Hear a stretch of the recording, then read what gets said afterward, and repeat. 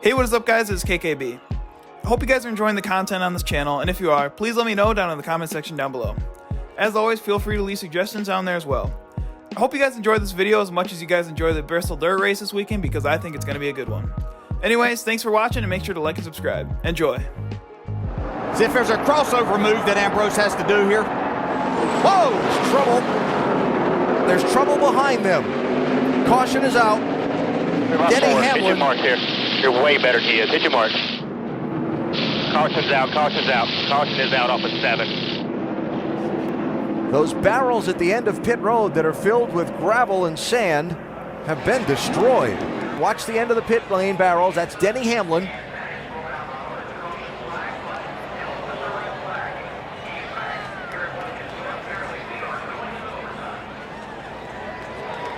Denny's back there. It's hard to tell if there was any contact from behind on Denny's part. Oh, look at this. Ricky Stenhouse Jr. and...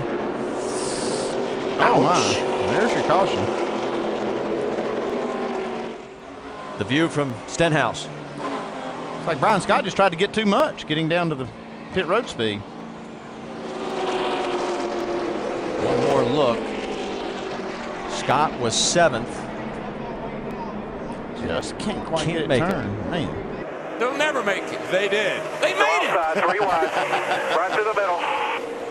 Spinner on the backstretch. Oh, good. We get to do it all over again. Coming out of turn 4. Pretty hard hit down here on the turn 4. John Jackson, the 72 truck. He hit the end of that pit wall, man. That was big. Getting the red flag from NASCAR. We're seeing the window net come down. That's a great sign. Take a look at why we are under this red flag condition. Watch this thing hit the end of that wall. Oh, what a great move. Boom. Ooh. Who's the truck? Man, that was a hard lick. Hard hit on the right front of the 72. It's also Austin Cindric here on pit road. 4 fresh Goodyear tires for that race team. Cindric having a nice run in the top 10 today. We'll see if he can hold on to that track position. And the 51, Jeremy Clements, trying to come to pit road, Rick, runs into the end of the tire barrier, and man, he's made some contact there. Yep, and a mess, and that brings the caution out. So now, who does this have the advantage? Caution coming out in the middle of green flag pit stops. And you see a little bit of the damage there to the left front, but trying to get slowed down. Has to be inside that orange box, all 4 tires, and he was just going too fast. Yeah, he's got the brakes locked up right there and drives into barrels. Just trying to get to pit road. The reason why he doesn't let off the brakes and go back on the racetrack is because he's already committed. So mentally he's thinking, I got no choice but to try to get on the pit road there. What happened here? Trying to, wow. Nope, missed it. Oh my goodness. And that is a mess. But thank goodness for the barrels though, because look how much damage that truck would have had he hit the end of that concrete wall. That was when most likely your crew chief called you to pit road really late and you thought you could make it, but there's marbles down there and sand and grit, speedy dry, and he couldn't turn, and that thing weighs at least 400 pounds. How about it, Matt? Great observation, Michael. That's exactly what happened. Jeff Stankiewicz asked him, what happened to you on the entry? He says, you guys called me so late. I tried to turn, and the truck just started to skate, and it wouldn't turn, and I nosed in. Yes. Yes, he did. I can't believe there's not more damage to that truck. That's crazy. Yeah. Still out on the racetrack, Kyle Busch, Brad Keselowski, Ricky Stenhouse Jr. maybe trying to use a little strategy here, hoping that a caution may come out and catch. He's got to get it, Rick. He's got to get it. There's a car in the barrels on the entrance of pit road. Much like you pointed out, Jeff, it's so difficult.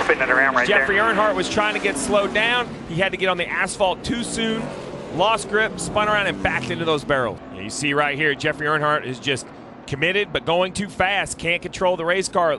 Spins around. And as you mentioned, damaged those barrels, rolled one barrel, tipped it over, and put it basically onto pit road. You just have to have those barrels there. You can't have the blunt end of a wall. Obviously, if a car hit the end of that wall, that's very, very dangerous. So they just have to stop and fix that. Halfway through the opening practice of the weekend for the NASCAR Xfinity Series here at Phoenix International Raceway. Saw Brennan Poole going to the garage there. A little damage on the right side of his car. The reason why, a spin coming off of turn 4. Yeah, he was just finishing up a 13-lap run. Looked like to me, Michael, he was trying to come to pit road. Oh, and we talked about how fast that car was. He's still up inside the top 10 after most of our top cars have run, and takes out the orange cone and the yellow barrels. This from our 360 camera, courtesy of DC Solar, and there he goes around. Such a helpless feeling. And Brian coming to pit road. Cole Custer's trying to chase him down. Andrew Ranger goes wide for a moment. Custer can't get there in the double zero. Sideways, Custer goes around. Here comes the checkered flag for Scott Heckert as Custer hits the barrier entering pit road. First career victory for Scott Heckert in that 34 car. And here we are coming to the checkers. Custer never gave up. And this could have been so bad. Those rear wheels coming off the ground. Front end of his car hits the Armco barrier. He was just trying so hard to try to catch that 34 car. It's all about winning here and this limited schedule for Cole Custer. Is that the 10 truck? So that collision between the 40 of Truex. Oh no. And we understand that maybe Carson Hocevar, his teammate, the teammate to Truex, involved in that. And also Timothy Peters in the 25 so truck. Truex That's the best. limping I'll tell you this, Vince, from my experience leaving that pit road, there's Carson Hocevar hard into the wall. Wow, there's a lot of contact there. See, someone got into the back of him, so I don't know if he slowed to avoid contact and got clobbered, but his back is all caved in. And the caution comes out again. You saw it on NASCAR Nonstop. Ronnie Bassett Jr. into the barrels. You see the left rear completely off that car. Yeah, not just the wheel, everything. The wheel, the hub, the axles laying on the asphalt. There you go. See, the left rear wheel came, the whole hub assembly came off of it, didn't it, Steve? Right in front of Kyle.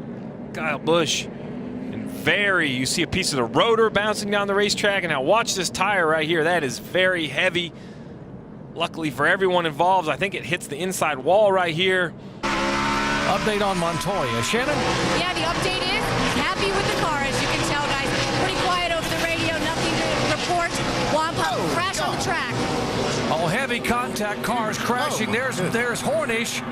One car in flames. Heavy contact of 43 involved. Blaney involved. David Gilliland is heavy. The whole front of that car. Ridge, nothing you can do. That Michael McDowell gets into the back of Gilliland, get into the corner here. Oh my goodness. Just a hard lap. Right across in front of Labonte, who backs that car into the guardrail. There comes the 77 of Hornish. He was involved. See, Ryan Newman just stopped in the 12 car.